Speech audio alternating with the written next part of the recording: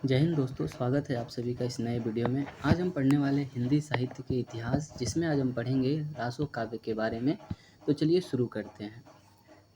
रासो काव्य हिंदी साहित्य के आरंभिक काल में प्राप्त ग्रंथों के अध्ययन से यह बात स्पष्ट हो जाती है कि इस युग के अधिकांश ग्रंथों में रासो शब्द नाम के अंत में जुड़ा हुआ है, जो काव्य शब्द का पर्यायवाची है। रासो शब्द की व्युत्पत्ति के संबंध में विद्वानों में मतभेद है। प्रथम फ्रेंच इतिहासकार गार्सा द तासी ने इस शब्द की व्युत्पत्ति राजसूय यज्ञ से मानी है। आचार्य रामचंद्र शुक्ल ने इस शब्द की व्युत्पत्ति रसायन से मानते हैं। उनका कहना है कि कुछ लोग इस शब्द का संबंध रहस्य से जोड़ते हैं, पर बिसल देव रासो में काव्य के अर्थ में रसायन शब्द बार बार आया है। अतः हमारी समझ में इसी रसायन शब्द से होते होते रासो हो गया है। डॉक्टर मोतीलाल मेनरिया ने इस शब्द का संबंध रहस्य से माना है। श्री नरोत्तम स्वामी ने इस शब्द की व्युत्पत्ति रसिक से मानते हैं। प्राचीन राजस्थानी में रसिक का अर्थ कथा काव्य माना जाता था। यही शब्द क्रमशः रासऊ और रासो हो गया। यह मत हमें सत्य के काफ़ी नज़दीक पहुंचा देता है। प्रधान रूप से कथा ग्रंथों के लिए ही रासा, रासक, रासो शब्द का प्रयोग होता आया है।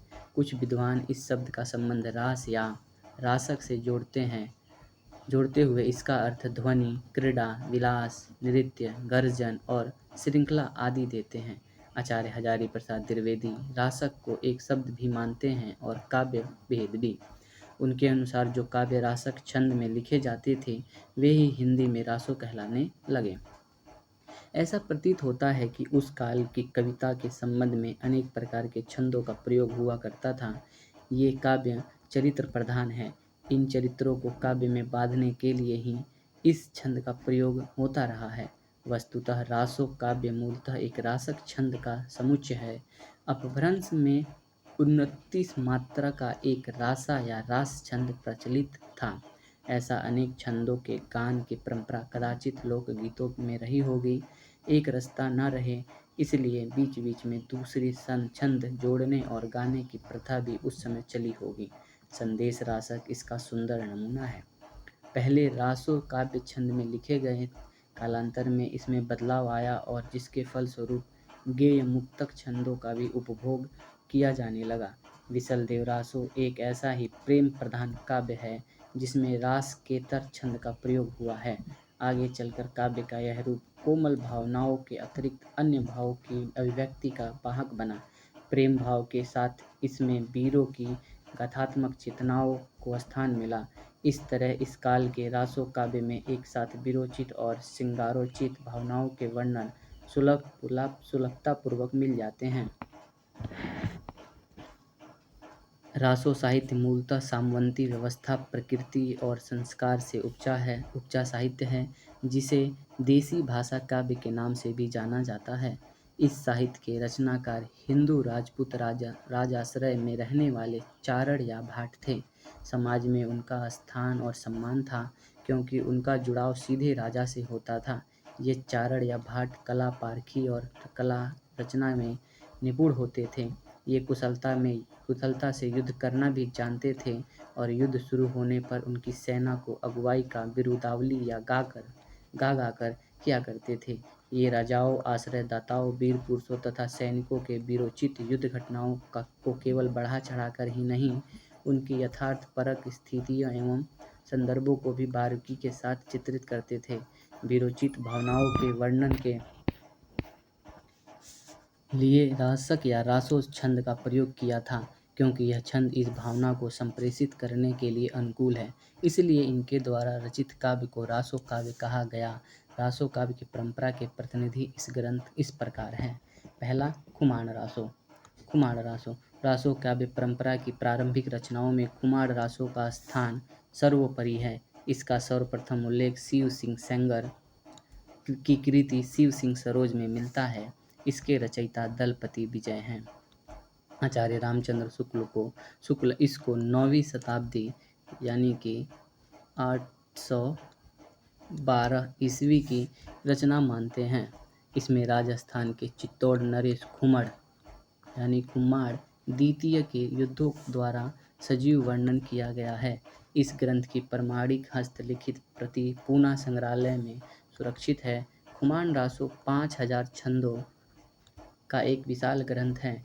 इसमें समकालीन राजाओं के आपसी विवादों के बाद एकता के साथ अब्बासिया वंश, आल मामू खलीफा और खुमान के साथ एक युद्ध का चित्रण मिलता है। इस कृति का प्रमुख प्रतिपाद राजा खुमान का चित्रांकन करना उनके चरित्र के दो प्रस्थान बिंदु हैं, एक युद्ध, दूसरा प्रेम।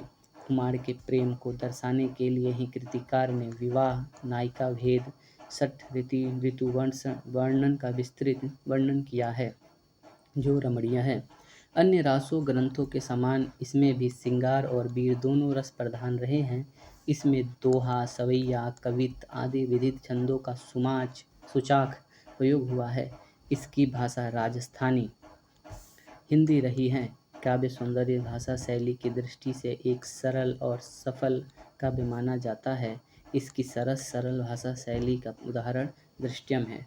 पीऊ चित्तौड़ न आवयु सावड़ पहली तीज, जोवे बाट बिरहड़ी खिड़खिड़ अवड़े खीज, संदेशो पीऊ साहिबा पाछो फिरिय न देह, पंछी घाल्या पिंजरे छूटत रो संदेश। दूसरा, परमाल रासो।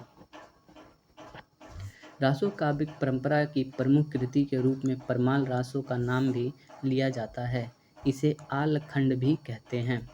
आचार्य रामचंद्र शुक्ल ने इसे बैलेड तथा डॉक्टर राम कुमार वर्मा ने इसे वीर गाथा काव्य कहा है। कुछ विद्वानों ने इसे विकसनशील लोक महाकाव्य मानते हैं। इसकी जनता में अत्यधिक लोकप्रियता को देख डॉक्टर गियर्सन ने इसे वर्तमान युग का सर्वाधिक लोकप्रिय महाकाव्य माना है। अभी तक इसकी प्रमाणिक प्रति उपलब्ध नहीं हुई है। इसके रचयिता जगनिक हैं, जो महोबा के नरेश परमर्दी देव के आश्रित थे। रचनाकार ने इस काव्य में महोबा देश को दो लोक प्रसिद्ध वीरों आल्हा और उदल की वीरता का चरित्र यथार्थ ढंग से प्रस्तुत किया है।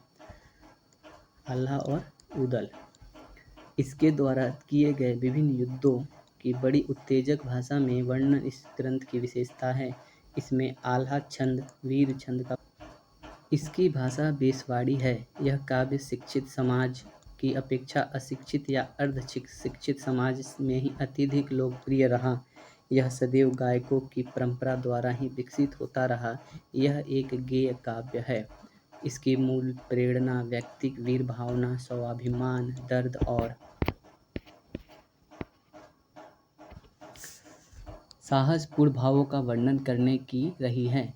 12 बरिस ले कुकुर जिए और 13 ले जिए सियार, बरिस 18 छतरी जिए आगे जीवन को धिक्कार, सदा तरैया न बन फूले मारो सदा न सावन होए, स्वर्ग मड़ेया सब काढ़ू को यारो सदा न जीवे कोय। हमीर रासो। हमीर रासो भी अभी तक एक स्वतंत्र कृति के रूप में उपलब्ध नहीं हो सका है। अपभ्रंश में प्रकृत पेंगलम नामक एक संग्रह ग्रंथ में संग्रहित हम्मीर विषयक 8 छंदों को देख आचार्य रामचंद्र शुक्ल ने इसे एक स्वतंत्र ग्रंथ मान लिया था। प्रचलित धारणा के अनुसार इस कृति के रचयिता सारंगधर माने जाते हैं, परंतु कुछ पदों में जज्जब भैड़ वाक्यांश देख पंडित राहुल संस्कृत्यायन ने इसे जज्जल नामक किसी कवि की रचना माना है। आचार्य हजारी प्रसाद द्विवेदी का कहना है कि प्राकृत पेंगलम की टीका में ही इन्हें जज्जल की ही उस युक्ति माना गया है, अतः इसके रचयिता सारंगधर न होकर जज्जल हैं। इस कवि में हमीर देव और अलाउद्दीन के युद्ध का वर्णन किया गया है। इसका रचना काल 13वीं सदी माना जाता है, क्योंकि हमीर देव सन 1300 ईस्वी में अलाउद्दीन की चढ़ाई में मारे गए थे। इस कृति का उद्देश्य हमीर देव की वीरता का वर्णन करना है। चौथा, विजयपाल रासो। मिस्र बंधुओं ने अपने ग्रंथ मिस्र बंधु विनोद में इस परंपरा की एक रचयिता विजयपाल रासो का उल्लेख किया है। इसके रचयिता नल सिंह भाट माने जाते हैं। इसका रचना काल 1298 माना जाता है। डॉक्टर रामनाथ शर्मा के अनुसार इस कृति में विजय पाल सिंह और बंग राजा का युद्ध वर्णन किया गया है। बंग राजा और विजय पाल सिंह। डॉक्टर राजबली पांडे के अनुसार इस रचना में रचनाकार ने राजा विजय पाल सिंह और बंग राजा के बीच युद्धों की सजीव रूप से चित्रित किया है। इस कृति में केवल 42 छंद ही उपलब्ध हैं। पांचवां बिसलदेव रासो। बिसलदेव रासो इस काव्य परंपरा की पांचवी कृति है। इसकी रचना 12 से बरोत्रा मझारी जेठ बदी नवमी बुधवारी के अनुसार जेठ बदी नवमी दिन बुधवार सन 1155 ईस्वी संबल 1212 में हुई थी। इसके रचयिता नरपति नाल माने जाते हैं, जो अजमेर के चौहान राजा बिसलदेव विग्रहराज चतुर्थ के समकालीन थे। इसमें अजमेर के नरेश विग्रहराज उपनाम बिसलदेव और उनकी पत्नी राजा भोज की पुत्री राजमती, बिसलदेव और राजमती के विवाह, कलह, विरह और मिलन की मार्मिक चित्र अंकित किया गए हैं। इस ग्रंथ में सबसे निराली विशेषता यह है कि यह हिंदी के अन्य रासो ग्रंथों के समान वीरता का प्रासंगिक गायन न होकर कोमल प्रेम के मधुर, मार्मिक और संवेदनशील रूप में अमर चित्र है। विप्रलभ श्रृंगार इसका प्रधान वर्ण विषय है। 4 खंडों में विभाजित 125 छंदों का छोटा सा काव्य प्रणय संवेदना का द्रवणशील हृदयग्रामी रूप प्रस्तुत करता है। इसके प्रथम खंड में बिसलदेव और मालवा के भोज परमार की कन्या राजमती का विवाह का वर्णन है। दूसरे खंड में बिसलदेव की रानी से रूठकर उड़ीसा जाना तथा वहां 12 बरस तक रहना। तीसरे खंड में राजमती का विरह, बिसलदेव की उड़ीसा से लौटना और चौथे खंड में भोज की पुत्री अपने घर ले आने की कथा तथा बिसलदेव उन्हें पुनः चित्तौड़ लौटाकर लाने का प्रसंग वर्णित है। यह सारी कथा ललित मुक्तकों में कही गई है। संदेश रासक की भांति बिसलदेव रासो भी मुख्यतः विरह काव्य है। यह ग्रंथ विरह के स्वाभाविक चित्र, संयोग और विप्रलम्ब श्रृंगार का सफल उद्भावना और साथ ही प्रकृति के रूप चित्रों में परिपूर्ण है। इस ग्रंथ की सबसे बड़ी विशेषता यह है कि विविध घटनाओं के वर्णन होते हुए भी इस काव्य में इतिवृत्तात्मकता नहीं है। नायिका राजमती का चरित्र बड़ा ही सजीव तथा विलक्षण बन पड़ा है। मध्य युग में समूचे हिंदी साहित्य में जवान की इतनी तेज और मन की इतनी खरी नायिका नहीं दिख पड़ती है। राजा बिसलदेव ने एक दिन राजकीय अभिमान की रौ में कहा कि मेरे समान दूसरा भूपाल नहीं। रानी राजमती से यह मिथ्याभिमान सहा न गया और उसने कहा कि उड़ीसा का राजा तुमसे धनी है। जिस प्रकार तुम्हारे राज्य में नमक निकलता है, उसी तरह उसके घर में हीरे की खानों से हीरा निकलता है। राजा इस पर जल भून गया और रूठ गया और रानी के लाख अनुनय विनय करने पर भी उड़ीसा निकल गया। राजमती जवान की तेज है तो क्या हुआ, आखिर है तो नारी ही। विरह से उसका हृदय विदीर्ण हो उठा और उसने अपने स्त्री जीवन पर रोना आता है।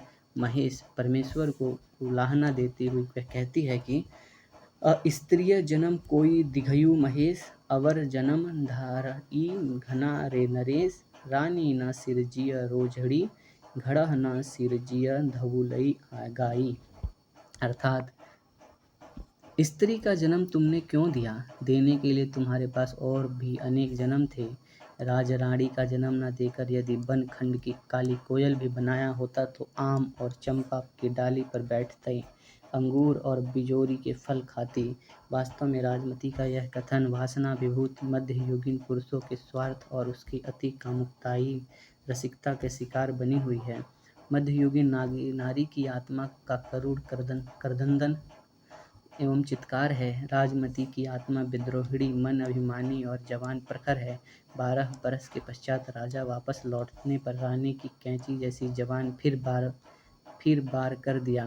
उसने राजा को ताना मार ही दी, स्वामी घी बिजाड़े यह नई जितड़ी तेल। अर्थात हे स्वामी, तुमने वाणिज्य तो घी का जरूर किया, किंतु स्वयं खाया तेल ही।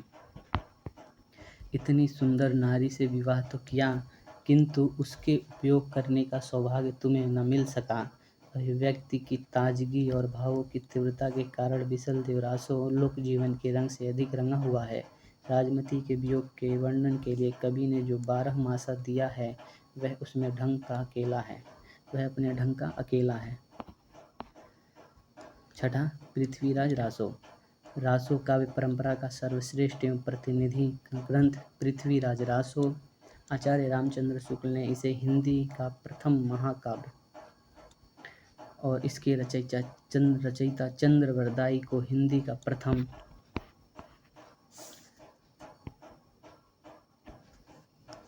कवि माना है। चंद्रवरदाई दिल्ली के नरेश पृथ्वीराज चौहान के सामंत, सलाहकार, मित्र और राजकवि थे।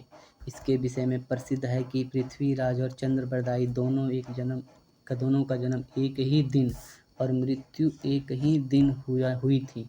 कवि चंद्र के 4 पुत्र थे, जिसमें से चतुर्थ पुत्र जलहड़ था। जिस समय पृथ्वीराज को मोहम्मद गौरी बंदी बनाकर गजनी ले गया, तो उस समय चंद्रवरदाई भी उसके पीछे गए और अपने पुत्र जलहन को अपनी अधूरी रचना पृथ्वीराज रासो सौंप गए।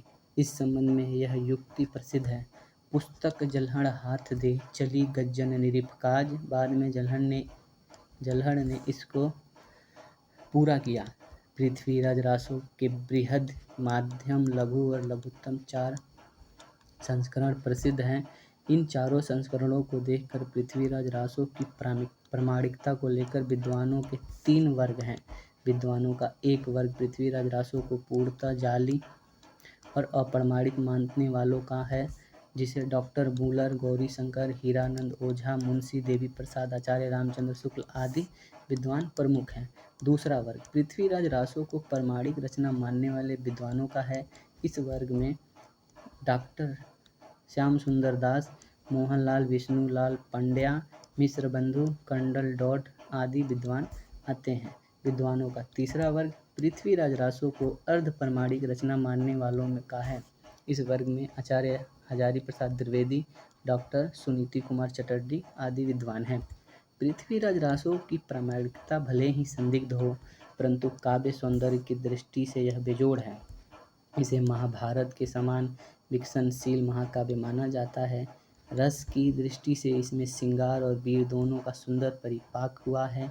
ये दोनों रस पृथ्वीराज चौहान के व्यक्तित्व के 2 पहलुओं को उद्घाटित करते हैं। वीर और श्रृंगार रस दोनों रसों को पृष्ठभूमि में नारी है, उसे पाने के लिए युद्ध होते हैं और पा लेने पर जीवन का विलास पक्ष उसकी पूरी रमणीयता के साथ उभरता है। युद्ध वर्णन में जहाँ कवि ने शौर्य और वीरता का प्रदर्शन में अपनी कलम की शक्ति दिखाई है, वहाँ श्रृंगार रस के सरस वर्णनों में भी अपनी अद्भुत कल्पना शक्ति का परिचय दिया है। वीर रस का वर्णन हो या श्रृंगार रस का, कवि ने नैतिकता की सीमा का उल्लंघन नहीं किया है, जिससे दोनों रसों का निर्वाह संतुलित एवं सात्विक हुआ है। शहाबुद्दीन की सेना के साथ हुए पृथ्वीराज के युद्ध का वर्णन करते हुए कवि पृथ्वीराज के युद्ध कौशल की विशेषता बताते हुए कहते हैं: थकी रहे सुर कौतिक गिनन, रगन मगन भई श्रोण धर, हदी हरड़े वीर जग्गे, हुलस हरेड़ु रंगी नवरत्न वर। अर्थात पृथ्वीराज चौहान के युद्ध कौशल और वीरता को देखकर सूर्य भी स्तंभित होकर ठहर गया। इस युद्ध में हुए नरसंहार से सारी धरती रक्त से भर गई। ऐसे युद्ध को देखकर वीर योद्धा उल्लास से भर उठे तथा उसके चेहरे पर प्रसन्नता से रक्त की लालिमा छा गई।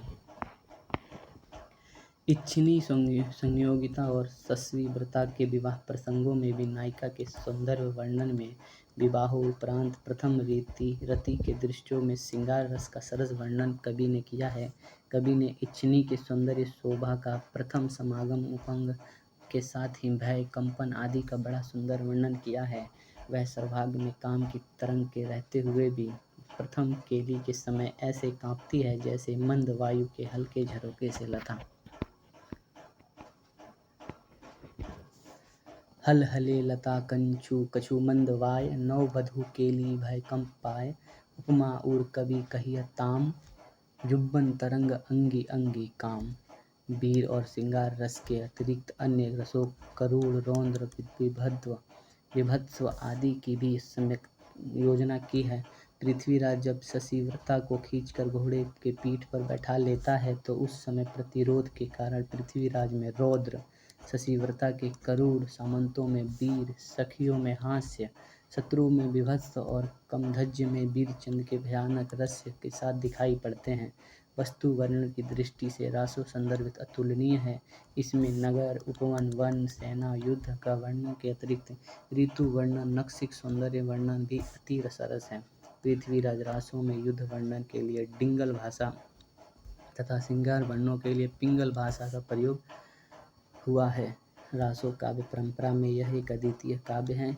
आदिकालीन काव्य की प्रवृत्ति विवेचक मुख्यतः इस काव्य का आधार बनाकर ही किया जाता है, जिससे इसका महत्व स्वतः सिद्ध हो जाता है।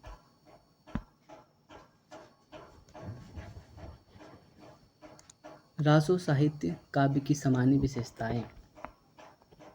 रासो साहित्य मूलतः सामवंती व्यवस्था, प्रकृति और संस्कार से उपजा हुआ साहित्य है, जिसका मुख्य स्वर वीरत्व का रहा है। इस साहित्य के रचनाकार हिंदू राजपूत राजाश्रय में रहने वाले चारण या भाट थे।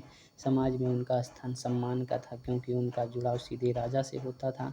ये चारण या भाट कला पारखी और कला रचना में निपुण होते थे। ये युद्ध कला भी जानते थे। युद्ध होने पर सेना की अगुवाई करते थे। ये राजा आश्रयदाताओं, वीर पुरुषों तथा सैनिकों को वीरोचित युद्ध घटनाओं में को केवल बढ़ा चढ़ाकर ही नहीं, उसकी यथार्थपरक स्थितियों के संदर्भ को भी बारीकी के साथ चित्रित करते थे। वीरोचित भावना के वर्णन के लिए इन्होंने रासक या रासो छंद का प्रयोग किया था, क्योंकि यह छंद इस भावना को संप्रेषित करने के लिए अनुकूल था। इसलिए इनके द्वारा रचित साहित्य को रासो साहित्य कहा गया। इस काव्य की सामान्य विशेषता इस प्रकार है। संदिग्ध रचनाएं। इस काल में उपलब्ध होने वाली प्रातः सभी रासो रचनाएं ऐतिहासिकता की दृष्टि से संदिग्ध मानी जाती है। इस काल में रचित 4 ग्रंथ प्राप्त हुए हैं: खुमान रासो, विशलदेव रासो, पृथ्वीराज रासो, परमाल रासो। भाषा शैली और विषय सामग्री की दृष्टि से इस ग्रंथों के संबंध में कहा जा सकता है कि इसमें निरंतर कई शताब्दियों तक परिवर्तन और परिवर्धन होते रहे हैं। इस परिवर्तन और परिवर्धन इनके प्रचुर मात्रा में हुए हैं कि इनका मूल्य रूप ही दब गया है। यह भी निश्चय नहीं कहा जा सकता कि ये ग्रंथ आश्रयदाताओं के समय में ही लिखे गए हों। 2. ऐतिहासिकता का अभाव। आदिकालीन रासो रचनाओं में इतिहास प्रसिद्ध चरित्र नायकों को लिया गया है, किंतु उनका वर्णन युद्ध इतिहास की कसौटी पर खरा नहीं उतरता। इन कवियों द्वारा दिए गए संवत और तिथियां इतिहास से मेल नहीं रखती। इन काव्यों में इतिहास की अपेक्षा कल्पना का बाहुल्य है।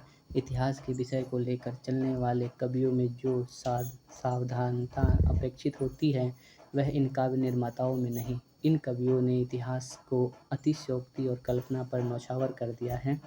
यहाँ तक कि पृथ्वीराज रासों में पृथ्वीराज को उन राजाओं का भी विजयी माना गया है जो उनके कई शताब्दियों के पूर्व अथवा पश्चात विद्वान थे। 3. युद्ध की सजीव वर्णन। युद्ध का सजीव वर्णन इस ग्रंथ की प्रमुख विषय है। यह वर्णन इतना सजीव बन पड़ा है कि कदाचित संस्कृत साहित्य में भी इस दिशा में उनके काव्यों की ओढ़ नहीं कर सकता है।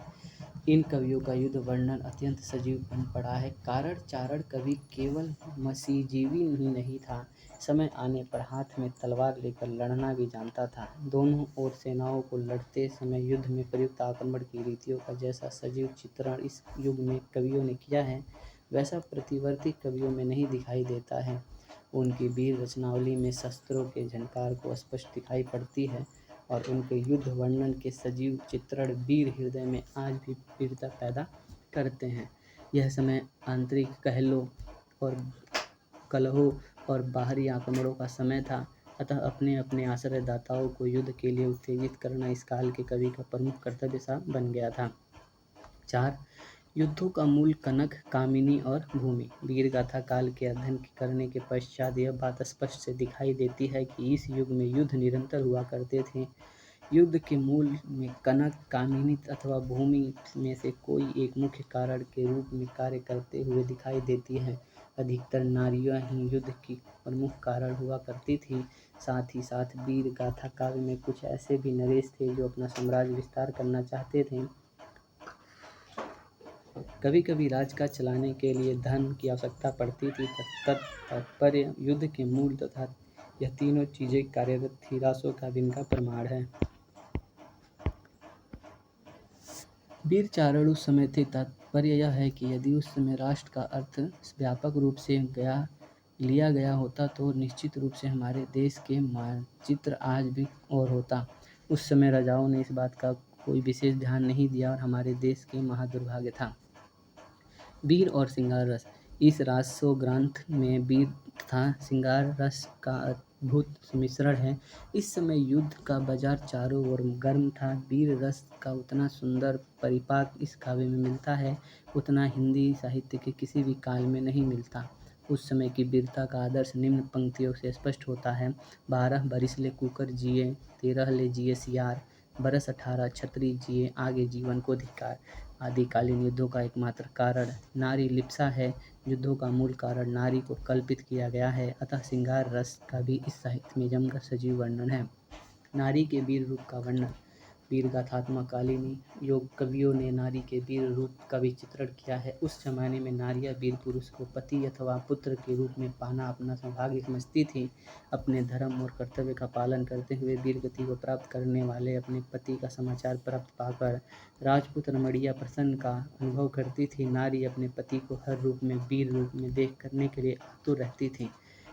वह यह नहीं चाहती थी कि उसका पति युद्ध भूमि से मुंह मोड़कर पराजय